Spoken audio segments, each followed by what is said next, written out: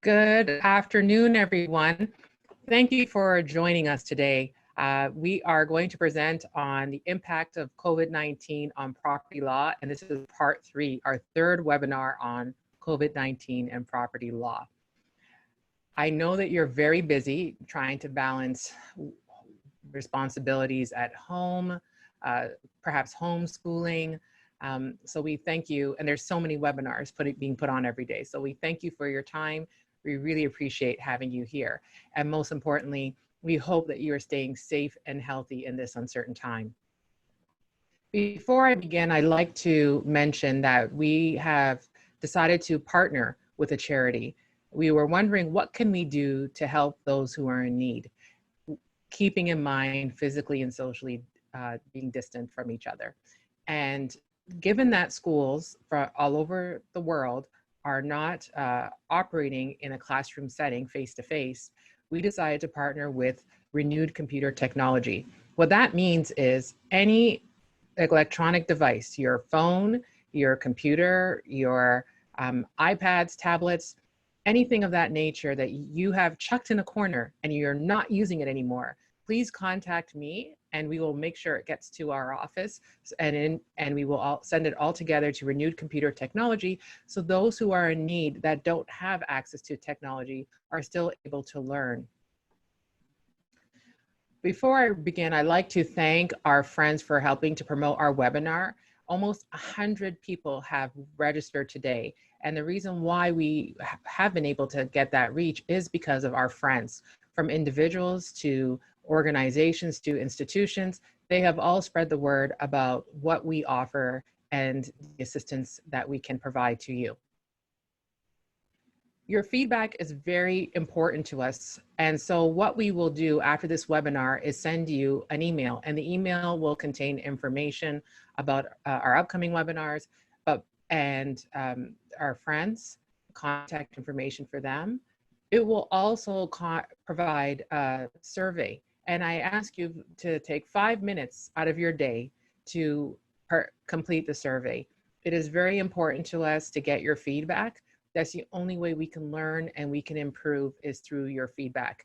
In return for that, and if you subscribe to our e-newsletter, if you haven't already, even if you have, just to say thank you, we're going to mail to you a face mask that says Walker Law on the side.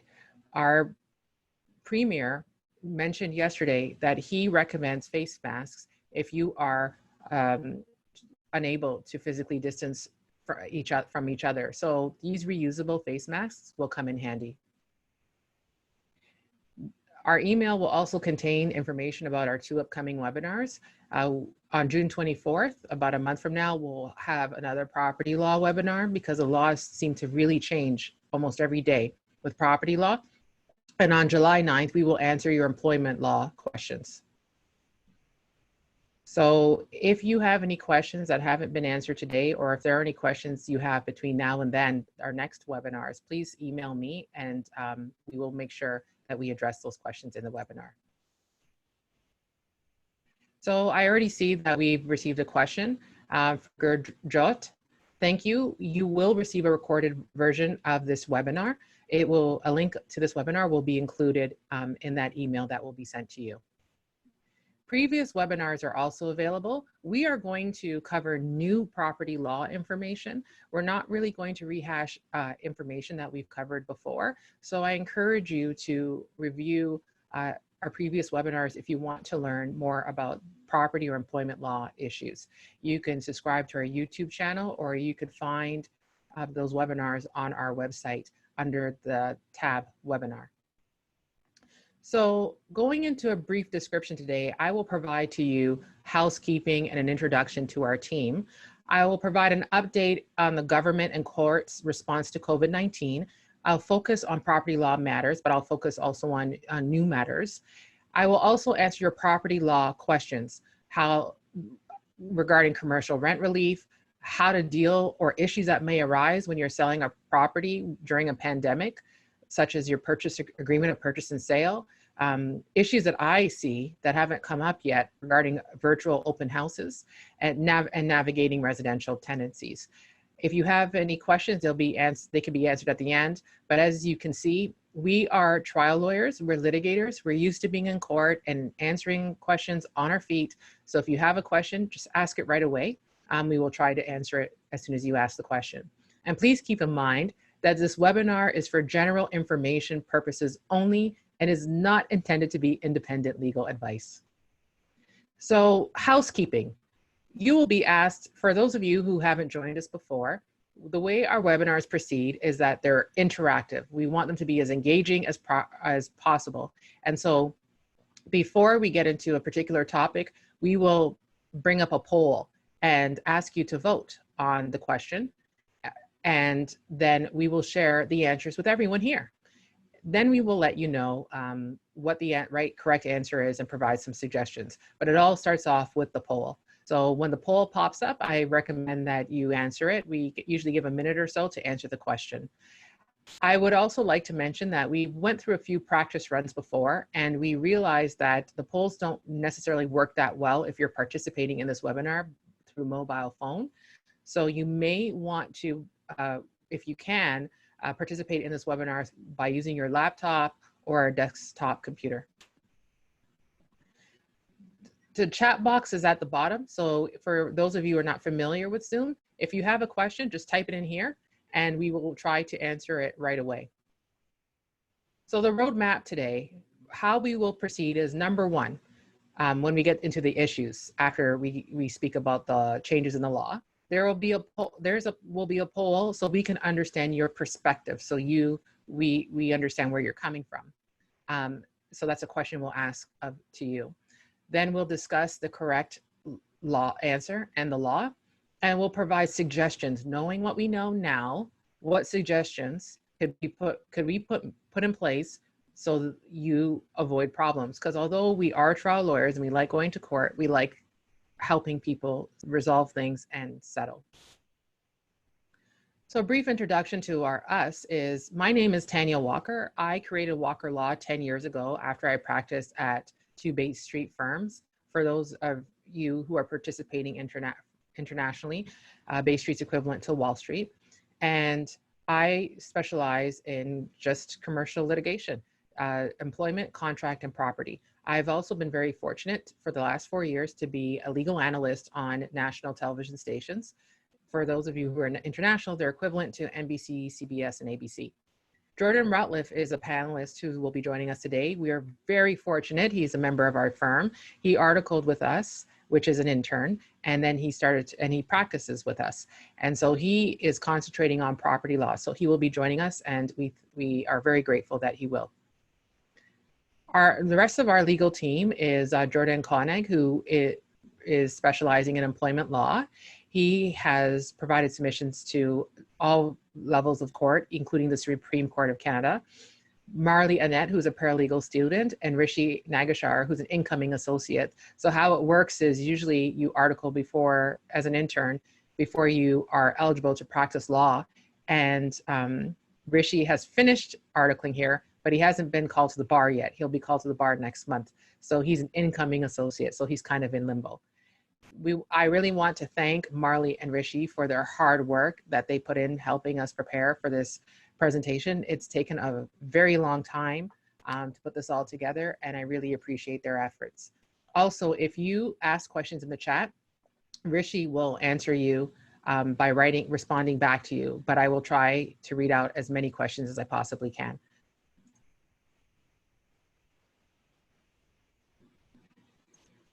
And I see that the question has come up about evicting someone during COVID-19 who is not paying rent. Thank you, Diane, for your question. I think I need a little bit more particulars from you. Either it's a commercial tenant or a residential tenant, because there's a difference. So if you can let me know, and we'll get to that shortly. So before we begin, I want to know what property issue concerns you the most. And so I'll bring up that poll. And I want to know, are you concerned about construction issues, commercial rent, residential rent, the selling or purchasing property, occupancy issues, none of the above, or other? And if it's other, please feel free to let us know by using the chat. Please vote.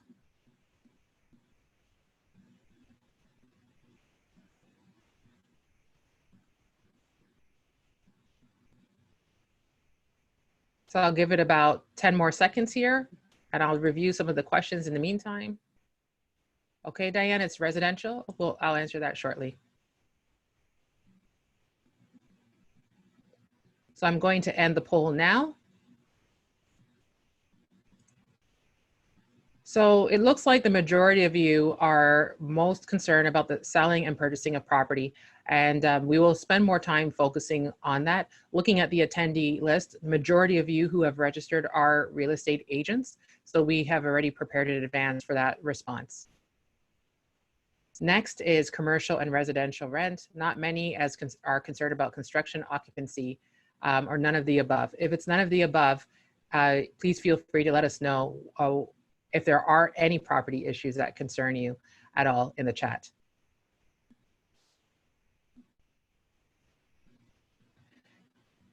So moving on to the government and the laws that have changed since our last property webinar a few weeks ago. The federal government has deferred income tax payments until August 29, 2020. Canada's emergency wage subsidy will be extended to August 29, 2020. So that's when you're in a position of paying your employees a 75%, up to 5% of their salary. That was supposed to end in June. It has been announced it will extend to August. The federal government has been considering, but has not committed to making the rent relief program mandatory. And this is for commercial tenants. And that's the rent relief program where a commercial tenant would pay 25% and the landlord would lose on 25% and the government would pay 50%. Not a large number of landlords have opted into that, so it seems. And therefore there has been talk about making this or some form of program mandatory. With our provincial government, the state of emergency has been extended to June the 2nd, so it has been extended several times, and I wouldn't be surprised if it ends up being extended even further. Our provincial government has urged commercial landlords to opt into the rent relief program. So specifically for our province, less than 20% of commercial landlords have indicated that they will participate in this program. Retail stores are permitted to reopen, provided that they follow strict social distancing guidelines. One example is a change room may be used if there's a door, but if there isn't a door and it's a curtain, it may not be used. All construction is permitted now, and residential evictions have stopped. So that's answers your question, Diane. Residential evictions have stopped, but tenant groups demand rent forgiveness, because what landlords can do is file an application to evict a tenant. They could receive an order to evict a tenant if the board will allow it. They just can't enforce it yet. And once that tenant is evicted, you can sue the tenant for rent arrears in small claims court. So there is now discussion or a request that landlords not request arrears of rent. Regarding the City of Toronto, there are temporary parking, pickup zones and curb lane pedestrian zones offered to assist businesses that open. All retail businesses are exempt from the Toronto noise bylaw. They're permitted to receive deliveries 24 hours a day to promote physical distancing. The symbol below is for the court, because we're lawyers, so we feel an obligation to let you know what's going on with the court. And so now, effective on Tuesday that just passed, small claims court will now hear time-sensitive matters. Before, small claims court was completely closed, so if you couldn't file your materials electronically, they wouldn't be able to deal with you. So what you would have to do now is submit information to the court to explain why it's an emergency. And if the court determines that it is, then you submit your materials to argue your emergency by email, and you perhaps may be able to argue it by phone or teleconference. Jordan and I dealt with this in Superior Court, and we argued our materials by phone. Superior Court, which means your lawsuit is over $35,000, it has created different rules for different regions of Ontario, and that has come into effect on Tuesday. So court in Toronto is different from Oshawa, is different from Milton, so it's very specific to the region. But what they all have in common is that they will not entertain in-person hearings at all until July the 6th at the very earliest. They have also provided guidance, which is more of like an order that says, if you are going to participate in your cross-examinations, or for my foreign friends, depositions, it is not a good enough excuse to say, I won't do it because it has to be done in person. You must do it virtually. And if you don't want to participate in that virtually, you have to be prepared to explain why not to a judge. So it's pretty much an order saying you must participate in this virtually. You can also, our limitation period was suspended on March the 15th. So what that means is if you usually typically have 2 years to sue. And if you didn't, say your 2 years was up on March the 16th, March 15th came around and put a pause on your limitation period. And so there's an extension of time. What we have found as lawyers is that the other side is saying, well, there's a pause, so I don't have to submit my defense. I don't have to do this. I don't have to do that because there's a pause. So what the courts have said, effective Tuesday, that although there's a pause, you are still required to abide by your obligations. And if you don't, you better be prepared to provide an explanation to a judge when it comes to that point. Also, unopposed motions, so arguments before a judge.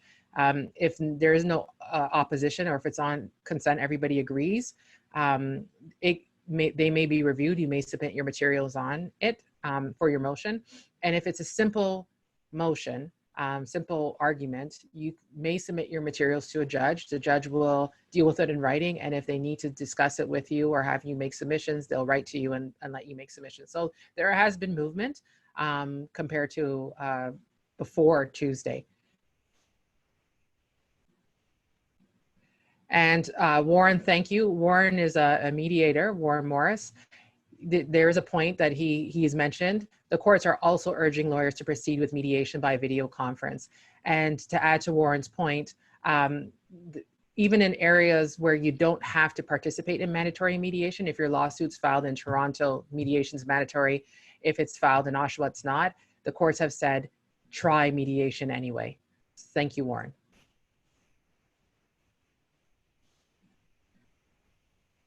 So I'm going to start off with our second poll and get into the nitty-gritty of our conversation, which is commercial leases. And so what options do commercial tenants have when landlords refuse to opt into government commercial rent relief program? So if a commercial tenant says, landlord, please opt in, the landlord says no, what options does a commercial tenant have? A, they can withhold rent entirely to force a landlord to accept government assistance. B, enter into an agreement to pay back the 25 forgiven rent at a future date. C, commercial landlords cannot evict tenants, so the tenant is protected. D, none of the above. Or E, you're unsure. Could you please vote?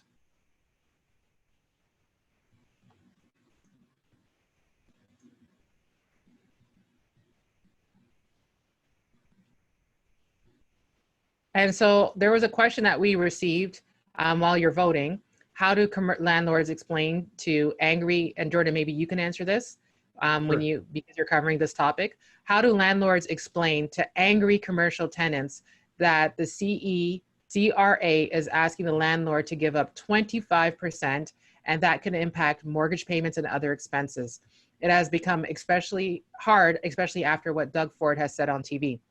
What Doug Ford has said on TV, what I believe this attendee is alluding to, because I try to watch the updates, although we have a spreadsheet that circulates in our firm every day. Thank you, Rishi, for updating that.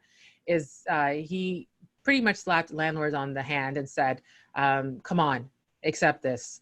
He was very opinionated with that and said that there might be legislation coming out forcing them. And he was on the side of tenants when he spoke. I hope anyone else who saw that could attest to that. So Jordan, maybe you can speak to that during your discussion, but I'll move on to the poll. So many of you have had the opportunity to vote now. I'm going to end the poll and share the results. So 30% of you said none of the above, 30% of you said unsure, and in second place, enter into an agreement to pay back the 25% forgiven rent at a future date. So I will ask Jordan to share with you that answer and also provide the answer to the anonymous question. Take it from here, Jordan. Thank you and good afternoon, everyone. So the correct answer is D, which is none of the above. Uh, Tenants should not be withholding rent from their landlords. Landlords still have a legal right, if you are not paying your rent, to repossess the unit, to terminate the lease. They can even seize and sell your assets. That's referred to as distraining. It's basically a procedure where they can take property out of the unit, certain types of property, and then sell it to satisfy rental arrears. And so the focus here is no, you can't just withhold rent to try and force your landlord to the bargaining table. I also see it from the poll answer that 28% said you can try and coax your landlord into entering in the rent relief program by agreeing to pay the forgiven amount, the 25% that the landlord is supposed to forgive entirely at a future date. You cannot do that. The 25% that's being forgiven by the landlord is absolute. And so if you, as the landlord, enter into an agreement where that is paid to be paid back at a future date, it could invalidate your rent relief application, and then you may be on the hook entirely. So you should not be entering into these side agreements to try and get that forgiven amount back. And I guess this is a good opportunity to go into the anonymous question. So how do you communicate to your tenants that you are not able to afford the 25%? Well, there's no kind of hard and fast legal answer to that. I would suggest to you that it will really depend, how you approach the situation will really depend on your relationship with the tenants. And so if it's a great relationship, a long-standing tenant, then you may want to be a little bit more transparent with them.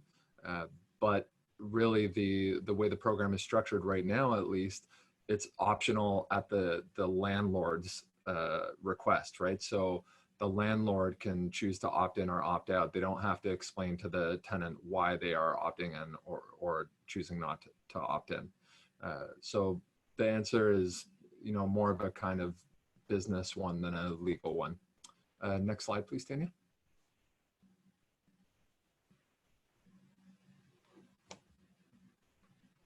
So before I go into some solutions that you may want to consider in the future, I do want to point you back to our previous webinar. We hosted a webinar on April 27th on property law issues. There was a commercial leasing portion of that.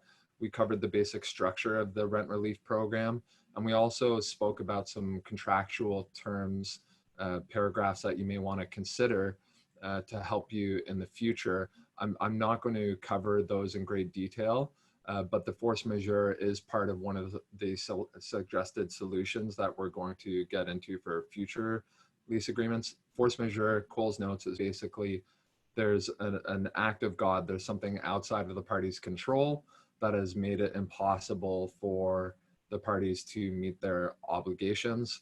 And because of that, certain remedies will flow from that, right? Either, rent won't be due for certain months, or perhaps the agreement is terminated. It will depend on the way the clause is structured or the paragraph is structured.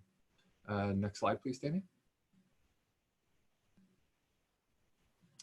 And so one more kind of update just before we get into some future solutions you want to consider.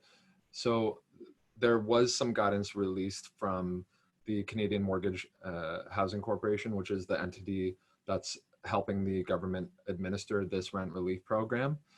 There were a lot of questions floating around what items are covered by gross rent. That was the term that was used, right, by the government, saying, hey, the 50% rent relief that we're going to give you applies to gross rent. And a whole bunch of discussions ensued. What if we don't have a gross lease, right? What if it's a net lease? There are various types of leases. And so the government has now provided a relatively helpful chart or a bullet point list of things that are to be included in gross rent when you're trying to calculate how much is to be forgiven. So you can find that on the CMHC website.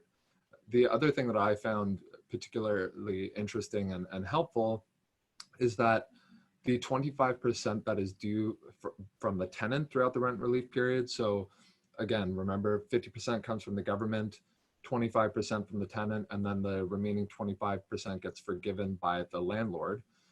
What they said is the 25% due from the tenant can be deferred to a later period.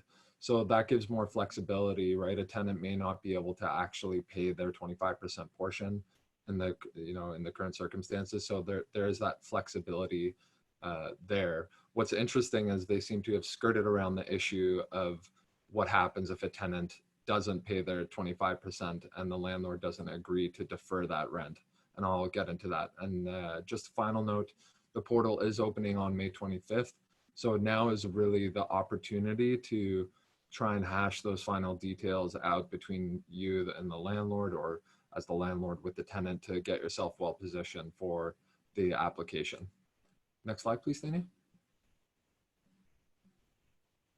So here we are dealing with our first suggestion for a potential future solution when you're dealing with leases. And so as the tenant, one of the things that you may want to consider is having a force majeure clause, right? The clause or the paragraph that speaks to, hey, something's happening beyond our control in your contract, and you maybe want to consider defining, COVID or a pandemic as something that would trigger that paragraph, right? And so if the paragraph is triggered and government assistance is made available, you can put in your contract a term that would bind the landlord to apply and deplete the rent relief that's available before they take any action to evict you or take possession of your property. So that's a way you can, as a tenant, position yourself to not be subject to a program that's optional. Next slide, please, Tanya. And just some general notes. So solutions for the future, right? A lot of the solutions depend on, your understanding of how the program works and what the benefits are and the areas of uncertainty, right? Because you want to try and make sure you're covering all of your bases. So again, right, the landlord is obligated not to attempt to recover the 25% forgiven amount, right, for that rent relief period. So you got to make sure that when you're structuring these agreements, or you're negotiating the rent relief agreements, that is not a part of it, right? Another thing is, it appears to be that tenants can't be evicted even if they don't pay their 25% during the rent relief period. You may want to consider, as a tenant, if you're having trouble, convincing the landlord to opt in, find some other ways to satisfy them, right? About your ability to pay that 25%, or you can give, certain other assurances. There's a lot of options, but the point is you want to try and make them comfortable that you're going to pay or pitch in your part.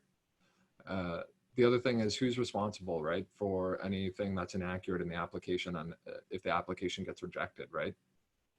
You got to consider that. Sometimes, somebody might intentionally misrepresent information to skew their eligibility for the program, but it also may happen by accident, right? So what happens in the event that, something is misrepresented, or, you're just not eligible, right? You've applied and you thought you were going to get it and you didn't. So you have to think of the next steps in a backup position. And finally, you should renegotiate your lease at the same time, right? So if this program is only 3 months, right? We don't know if it's going to be extended. You should try and, renegotiate as a part of the rent relief agreement, where possible, amendments to your existing lease. So, whether that means abatement, or I guess a reduction of your rent, if you want to say it simply, or converting your lease from a gross lease structure, so one that covers all of the utilities and, hydro, other incidental expenses, to a net lease where only some of those expenses are covered. Something to make it feasible for you as a tenant to stay in the unit in the future. And with that, I will pass it back to Tanya. Thank you very much, Jordan. There are a few questions that have been asked about commercial leases, and I'm going to ask you to answer them if possible before I move on to the real estate portion, which are agreements of purchase and sale. So one question that was asked is that by Warren, thank you. Can a commercial landlord opt into CECRA for one tenant, but not for others within the same property? Obviously, the landlord is going to look at the tenant's viability before entering into the program. What do you think about that? Thank you, Warren, for that question. The answer is yes, you can choose to opt in the program to seek relief for one tenant and not others. You can also, on that same note, inversely, as a landlord, apply on behalf of all of your tenants in one shot. So there are mechanisms to expedite the application process if you want to have that relief for all of your tenants, but you're not obligated to do it for every single tenant. It's a tenant by tenant basis. Okay. And another question was, what about a commercial tenant who just moved in a few months back and was doing leasehold improvements and hasn't yet started business yet? Does a landlord in this case qualify for the 25% rent rebate for that tenant? Sorry, Tanya. Would you mind just repeating the question? I couldn't hear you there for a second. I apologize. Okay. What about a commercial tenant who just moved in? It's from Sam. Thank you, Sam, for your question.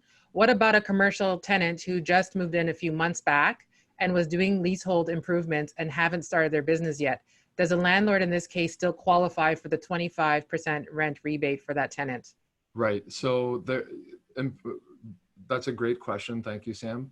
What you have to be mindful of is there is a cutoff period, right? So if there's a March 1st cutoff period. So if the lease agreement was effective March 1st and beyond, then you're not eligible for the program as that specific tenancy isn't available or eligible for the program.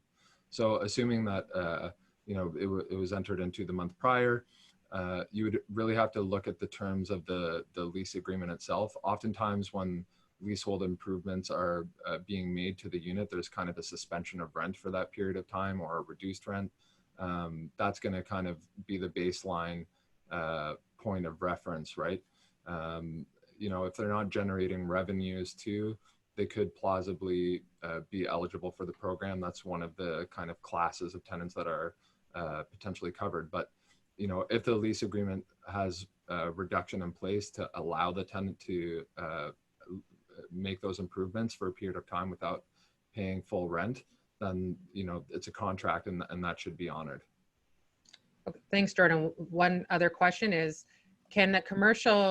it's from Lisa. Thank you, Lisa, for your question.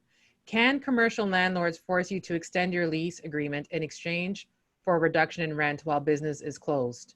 Can they essentially renegotiate part of your contract?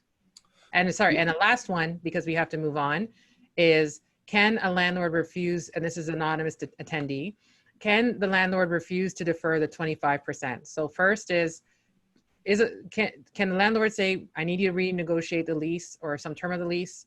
And second, can a landlord refuse to defer that 25% and say, I want it now? Right. And then we'll move on to the real estate portion. Right. Okay. So going to the first question, which is, can you essentially restructure the lease and extend the term of the lease? The Ontario government and the Canadian Housing Mortgage Corporation haven't said explicitly that you can't rejig your lease. I think the key component is you can't do it in a way where you're essentially seeking to recover that 25% forgiven amount. That seems to be the kind of key element of the rent relief agreement, right? So you can't say that, right, the program's April, May, June. You can't say for July, August, September that your rent is going to be, 25% higher, 20% higher as a means to artificially, recover that 25% forgiven amount. That seems to be the kind of key area of the lease that you don't want to renegotiate in a way that you're essentially circumventing the rules of the program. The other question dealing with the deferral of the rent amount, the answer that I alluded to earlier was essentially, as a landlord, you can elect to defer the amount due from the tenant. So you can say, hey, look, tenant, you're 25% due for April, May, June. You can pay me in July or however else you want to do it. Thank you, Jordan. That's very helpful. So I'll move on to the agreements of purchase and sale. And I will, before I pull up the poll, I'm going to go through the paragraph. This paragraph was actually sent to me or to us from a brokerage company. I won't reveal the name, but what they have been doing, and I'm sure many agents have been doing right now, is writing paragraphs to deal with a delay in closing due to COVID-19. So my question to you are there any gaps or are there any issues with this phrase? And I'll just focus on the beginning because I don't want us to run out of time with our presentation. So it says here, the parties agree and acknowledge that in the event, and I'll actually pull up the poll because some people read rather quickly. So all the parties agree and acknowledge that in the event that either party to the agreement becomes the subject of a mandatory COVID virus quarantine at the time of performance hereunder, that results in the party's inability to complete the transaction as scheduled, the closing shall be automatically extended at the request of either affected party for a period of 30 calendar days. So let's just focus on that part. So are there any gaps? Are there any issues? What do you think? So your first option is no, it's fine. B, there are issues. C, it's effective in some ways, but ineffective in others. None of the above, or you're unsure. Could you please vote?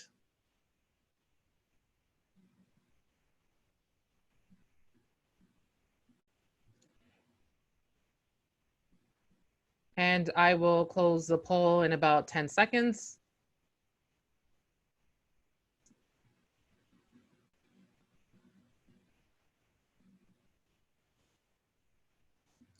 So the majority of you said, yes, there are issues with the phrase. And then second in place says it is effective in some ways, but ineffective in others. And a number of you are unsure. So the answer is, I believe the correct answer is C, that the phrase is good, but it requires a bit of a foundation. There's a little bit, it's unclear. It doesn't define, so going back there, it doesn't define what inability actually means, that the parties, you see the third line results in the party's inability. It doesn't speak to why you would be unable. It doesn't distinguish mandatory from voluntary quarantine. So you can see mandatory in the second line in red font. Sometimes people decide to quarantine themselves. They might believe they've been exposed. So it doesn't speak to that. And mandatory quarantines are very narrow. So it could be refined a little bit. And so it's important for agents to realize that they might be held personally responsible by a judge if the phrase is just not clear enough and it doesn't work in agreement purchase sale and it doesn't protect or do what it's supposed to do. And so we did some research to find out if there are any COVID-19 lawsuits that have been decided on this very issue. Because this is so new, it doesn't seem like there is across North America. That's the search that we did. So we looked into similar situations. And so there was a case called Vokey versus Edwards in 1999, which was I call the swimming pool case. And what happened here is the purchaser wanted the vendor to pretty much provide a guarantee that the swimming pool was in good condition. And so the agent for the vendor put a phrase in the agreement that said, we pretty much believe it's fine. And so it turned out the pool wasn't okay and required renovation. It cost $22,000, and in 1999, that you could say is around $30,000 to $40,000 now. And so what a judge said in that situation was, it's not even the vendor's fault, it's the agent's fault, and held that the agent was responsible because the agent drafted the paragraph, and the agent should have used his or her due diligence to ensure that it was accurate. And so it was held to be a breach of fiduciary duty and negligence. So you have to be very careful, agents who are participating in this webinar, even buyers and vendors, to make sure that COVID-19 phrases protects what you want it to protect.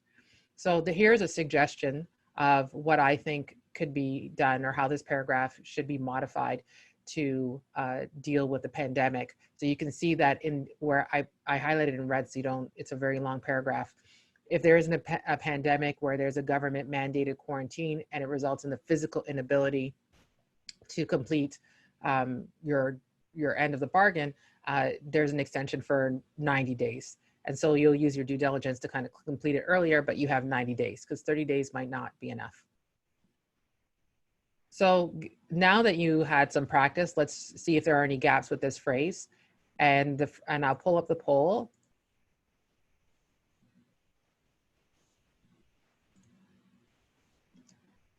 So it says, if either party to this agreement, including their respective representatives, is subject to a mandatory COVID-19 virus quarantine at the time of the performance that results in either party's inability to complete the transaction, the closing is automatically extended at the request of either party for 14 days. Time remains the essence of the agreement. So what do you think? Do you think it's fine? No, the phrase is as good as is. Or there are issues with the phrase, that's B. It's effective in some ways, ineffective in others, none of the above, or unsure. What do you think? Please let me know.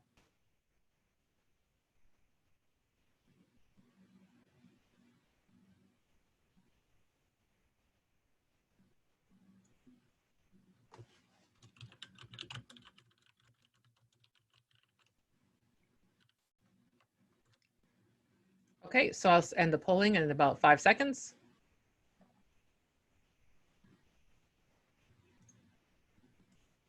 So 52% of you believe that there are issues with the phrase. It's effective in some ways or ineffective in others is in second place, along with no, it's fine, and then unsure. So thank you for voting. The answer is B. Yes, there are issues with the phrase. The phrase does not provide actual protections. I believe that the protection, and this was a phrase that was sent to me by a real estate brokerage company. I believe that the point of this phrase is to protect somebody who might have contracted COVID-19 and can't close on the sale of property. And so it speaks about a mandatory quarantine instead of voluntary. If you traveled, if there's a mandatory quarantine, such as you just came back from out of the country and you're subject to be self-quarantine for 14 days, you might be fine. You might be able to close. And then if you are actually sick, 14 days may not be enough of an extension in time for you to recover and be able to close. So there are some gaps, and it may not protect or meet the goal that it has been intended to be met.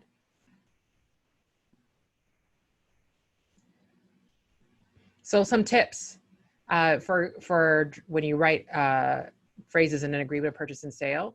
Jordan spoke about the superior force, which is force majeure. Keep your exact wording. Be aware of, this is the exact phrase that was used in the swimming pool example case, where the best of his knowledge and belief, you either know or you don't know if your pool is working. So that didn't work in that case. It would normally in a contract, if one paragraph is held to be invalid by a judge, the entire contract may be null and void. You can use a phrase called severability, which means exactly what it says, sever. So if a judge decides to cut out a phrase from a paragraph, the rest of it's fine.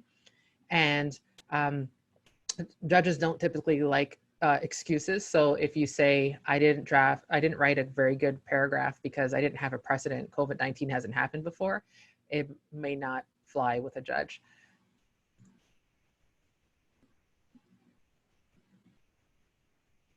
So we have a question from Brian before I move on to virtual tours, where Brian's question is, what are the impacts of COVID-19 on certain building inspection and regulatory requirements?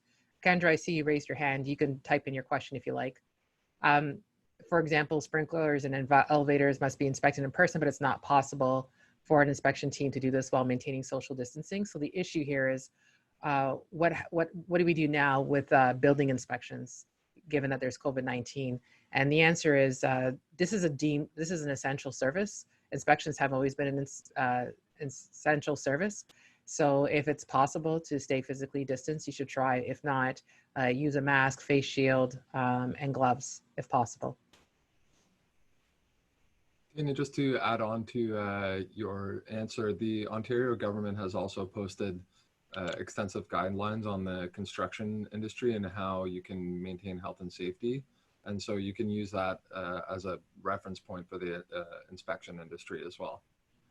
Thank you, Jordan. So I'll move on to the virtual tours.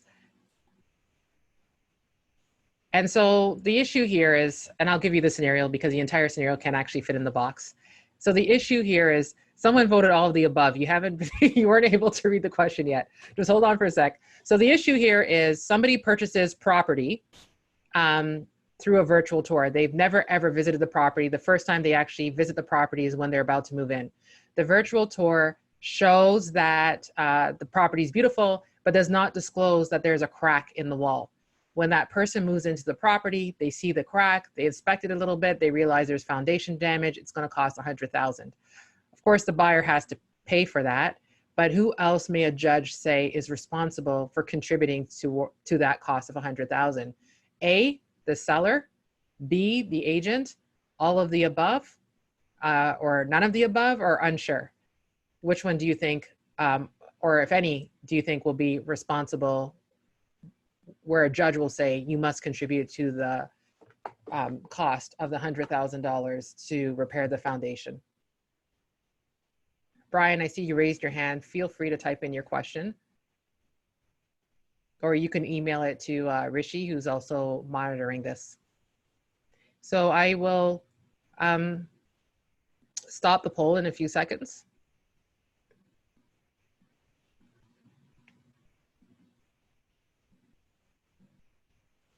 So about 5 more seconds.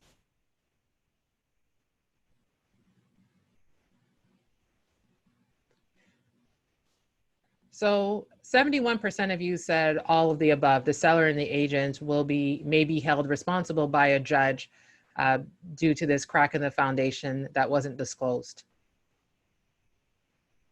So I believe the correct answer is C. I agree with most of you. And so Warren asked a question. Was a crack known to the owner? Yes, it was. So I believe, so just to back it up a little bit, there's two types of defects, deficiencies. There's one called patent defect, and that's when you can discover that on your own. So in a normal situation, if you weren't participating in a virtual tour and you walk through the home and that crack was exposed, then you should find that out on your own. So then when you purchase a property, you can't really blame anybody but yourself for not investigating this further.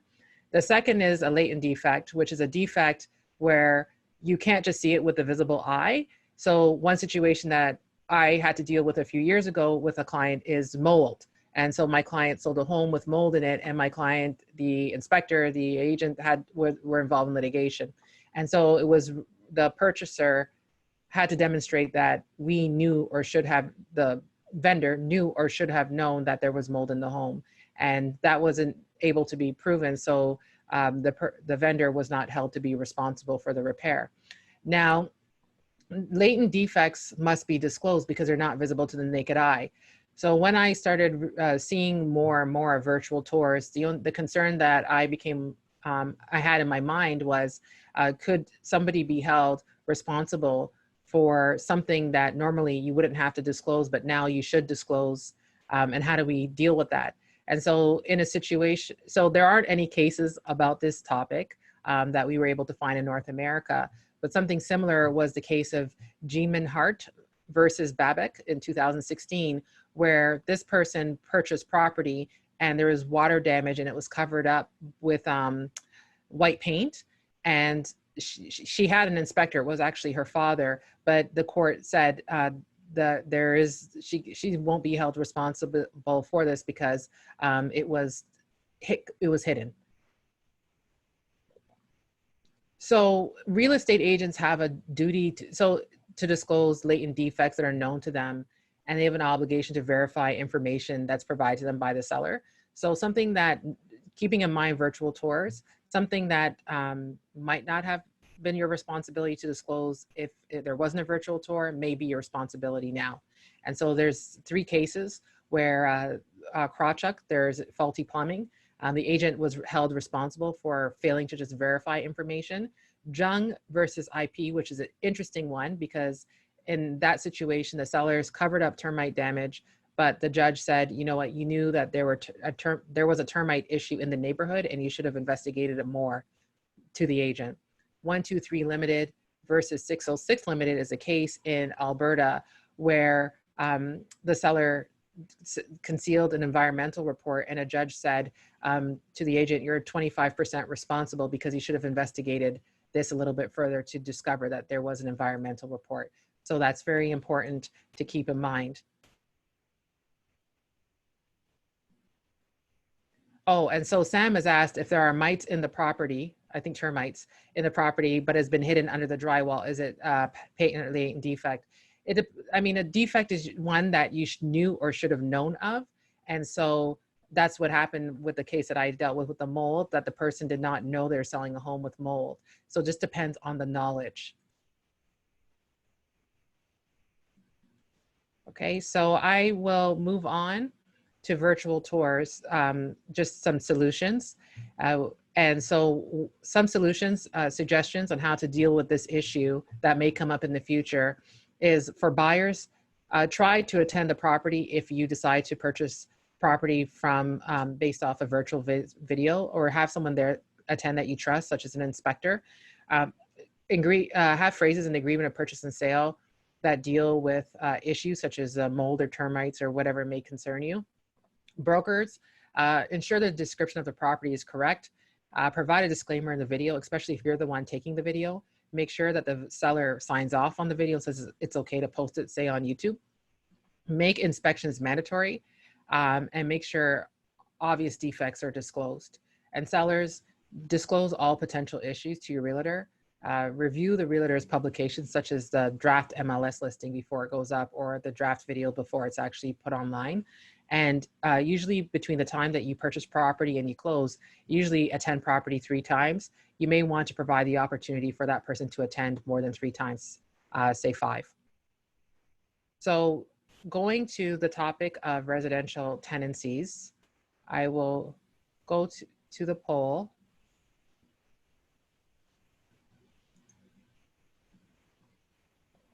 I am a landlord and I want to enter and inspect the unit. I am cautious about the risk of catching COVID. Can I require the tenant to tell me whether or not they currently have or have had the virus? So the answer is yes, you can require your tenant to tell you whether you had or whether the tenant has had or currently has the virus. No, you can't. None of the above, or you're unsure. So none of the above means maybe, depending on the circumstances, or unsure. Could you please vote?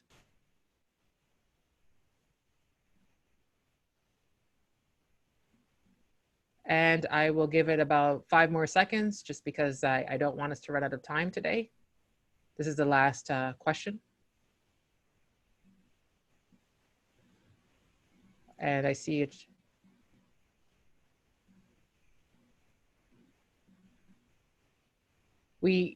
While we're waiting to vote, Jordan, maybe you can answer this. Gino has asked you about residential tenancies who are university students. And maybe I'll let people vote first. If you can take a look at that question and answer that when you have a discussion. Sure. Yeah. Let's see. And I will share the results.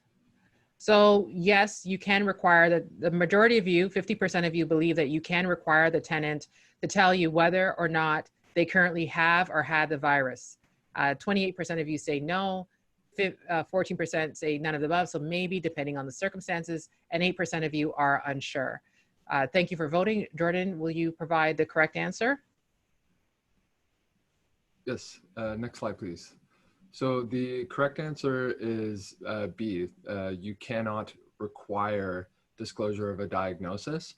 You can request it on a voluntary basis though, but you should get that in writing. Trying to require the disclosure of that information could actually end up breaching privacy laws. So you can't compel the tenant to tell you, but you can certainly ask. There's no harm in asking. And if they do agree to consent to giving you that information, you should confirm that consent in writing. Another issue bound up in the question, which is worth mentioning, is entering the unit, right? How do I do that during the pandemic? The short answer is you have to make sure you give proper notice. That is set out in the Residential Tenancies Act, which is the laws that govern residential tenancies. It's generally 24 hours notice, and the entry period needs to be during daylight hours. And you can, again, ask the tenant to voluntarily leave the unit while you enter it, either to inspect it yourself for maintenance purposes or to show it to another prospective tenant. But you can't compel the tenant to leave the unit. The tenant does have a right to stay in the unit. And one kind of deeper issue is if the tenant does have a disability that makes them immunocompromised, especially, you may run into an instance where you'll inadvertently breach a human rights law if you try and tell the tenant to leave the unit while you're inspecting it. And so you do have to be very careful about that. You don't want to force somebody who's in a dangerous position, who's immunocompromised, out into the public.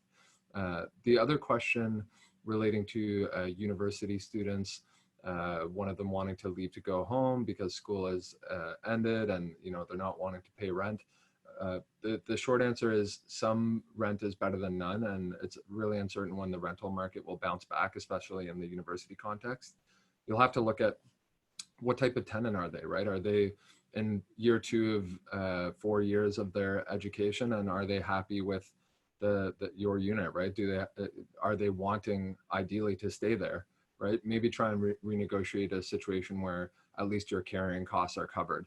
That's something is better than nothing, and I realize that's not the best circumstance to be in, but it may make sense just to try and offer a reduction of some kind for the time being to make sure that you have a tenant. And I see some other questions here. Looks like Rishi's answered that part of it as well. Right.